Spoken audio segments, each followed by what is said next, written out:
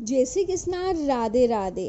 आज हम इस वीडियो में जानेंगे मोहिनी एकादशी की महिमा क्या है, मोहिनी एकादशी की व्रत कथा, पूजा कैसे करनी चाहिए और व्रत के नियम क्या होने चाहिए। शास्त्रों में मोहिनी एकादशी का व्रत शत्रुओं पर विजय प्राप्त करने के लिए बहुत ही उत्तम बताया गया है। इस दिन भगवान विष्णु ने मोहिनी अवतार लेकर असुरों का वध किया था।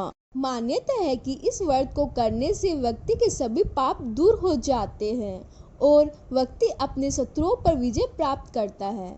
इतना ही नहीं, एकादशी का व्रत करने से घर परिवार में सुख शांति बनी रहती है और व्यक्ति को धन बुद्धि और ऐश्वर्य की प्राप्ति होती है। पद्म पुराण के अनुसार भगवान श्री कृष्ण ने युधिष्ठिर को मोहिनी एकादशी का महत्व समझाते हुए कहते हैं कि हे महाराज, त्रेता युग में महर्षि वशिष्ठ के कहने से परम प्रतापी श्री राम ने इस व्रत को किया। ये व्रत सब प्रकार के दुखों का निवारण करने वाला है, सब पापों को हरने वाला है, व्रत से उत्तम व्रत है। इस व्रत के प्रभाव से मनुष्य मोह जाल तथा पातक समूह से छुटकारा पाकर विष्णु लोक को जाता है। एकादशी सब पापों को हरने वाली उत्तम तिथि है। चराचर प्राणियों सहित समस्त त्रिलोक में इससे बढ़कर दूसरी कोई तिथि नहीं होती। इस दिन समस्त कामनाओं तथा सिद्धियों के दाता भगवान श्री विष्णु की उपासना करना चाहिए। रोली मोली, पीले चंदन, अक्षत, पीले पुष्प, ऋतुफल, मिष्टान आदि अर्पण कर धूप दीप से श्री हरि आरती उतारकर दीप दान करना चाहिए।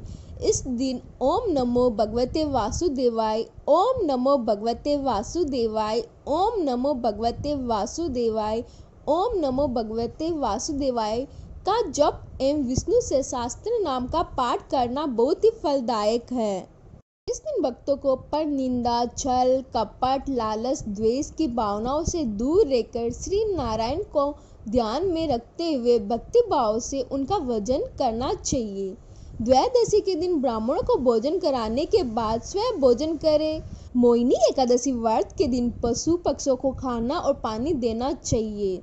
शास्त्रों के अनुसार मोहिनी भगवान विष्णु का अवतार रूप थी। समुद्र मंथन के समय जब समुद्र में अमृत कलश निकला तो इस बात को लेकर विवाद हुआ कि राक्षसों और देवताओं के बीच अमृत का कलश कौन लेगा।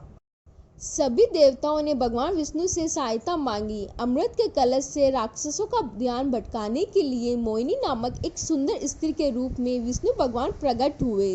इस प्रकार सभी देवताओं ने भगवान विष्णु की सहायता से अमृत का सेवन किया। ये शुभ दिन वैशाख शुक्ल एकादशी का था, इसीलिए इस दिन को मोहिनी एकादशी के रूप में मनाया जाता है। यह वही व्रत है जिससे राजा युधिष्ठिर ने और भगवान श्री राम ने किया था। धर्मराज युधिष्ठिर ने भगवान श्री कृष्ण जी से कहा कि अब आप वैशाख शुक्ल एकादशी के व्रत की कथा सुनाइए। भगवान ने कहा कि ये मोहिनी एकादशी कहलाती है। इसके व्रत अनुष्ठान से मानव संसारिक दुखों से छूटकर सीधा स्वर्ग को चला जाता है। इसकी कथा ये है कि एक समय चंद्र नाम का राजा पुरावती नगरी में रहता था। उसी नगरी में धर्मपाल नामक धर्मात्मा और भगवान का भक्त वैष्णव भी रहता था। उसके 5 बेटे थे। उनमें से सबसे छोटा बेटा दुराचारी व पापी होने के कारण पिता ने घर से निकाल दिया था। वह चोरी आदि बुरे कर्मों में फंसने के कारण राजा के सामने लाया गया। राजा ने उसे शारीरिक दंड देकर घनघोर जंगल में छोड़ दिया। वहाँ वह भूख प्यास से व्याकुल होकर भगवान से प्रार्थना करने लगा कि मेरा उद्धार करो, मैं अब कोई भी बुरा काम नहीं करूँगा। तब भगवान की कृपा से उसे कौंडिन्य ऋषि का आश्रम दिखाई दिया। वहाँ जाकर उसने ऋषि को प्रार्थना किया। महात्मा ने आए हुए अतिथि को पूरा सत्कार कर कंद मूल खाने को दिया।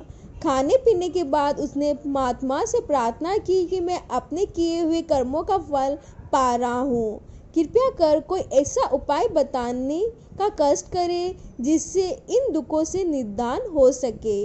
महामुनि ने कहा, वैशाख शुक्ल मोहिनी एकादशी को विधि पूर्वक व्रत करने से सब प्रकार के दुख संताप छूट जाते हैं और अंत समय में स्वर्ग मिलता है।